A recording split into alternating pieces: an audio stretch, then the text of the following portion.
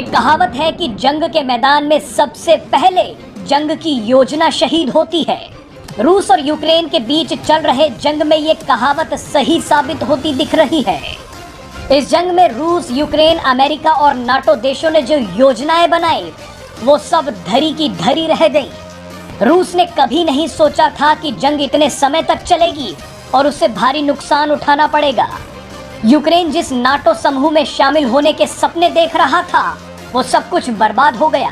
America ने रूस पर कई प्रतिबंध लगाए, लेकिन रूस पर भारत के रुख ने उसे हिलाकर रख दिया। और अंत में जो नाटो देश रूस की घेराबंदी करने की सोच रहे थे, आज वो सभी देश अपनी जरूरतों को पूरा करने के लिए रूस के आगे ही घुटने टेकते दिख रहे हैं। ये जंग सभी के हाथ से निकलती दिख रही है। इसे रोकने के प्रयास भी अब तक विफल रहे हैं। पूरी दुनिया को इस जंग की कीमत चुकानी पड़ रही है। लेकिन इन सभी के बीच एक बार फिर सबकी नजर भारत पर है। दरअसल रूस और यूक्रेन युद्ध को रुकवाने के लिए एक बार फिर भारत की तरफ देखा जा रहा है। माना जा रहा है कि सीज फायर कराने के लिए भारत ही शांति दूत बनेगा। एक्सपर्ट्स का मानना है कि भारत के राष्ट्रीय सुरक्षा सलाहकार अजीत डोवल यूं ही नहीं रूस पहुंचे।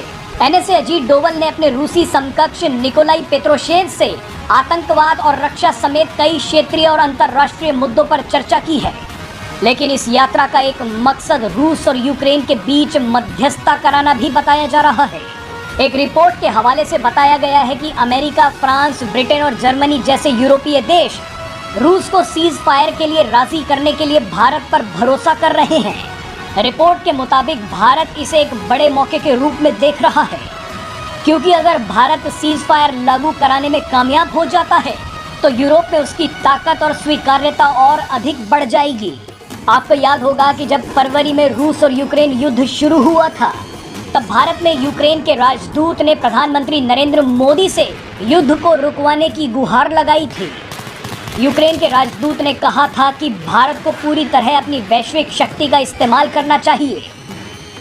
आपको याद दिला दें कि प्रधानमंत्री नरेंद्र मोदी ने मई के महीने में कहा था कि रूस यूक्रेन युद्ध में कोई भी पक्ष विजेता नहीं होगा, ये सभी हार जाएंगे। पीएम मोदी ने कहा था कि शांति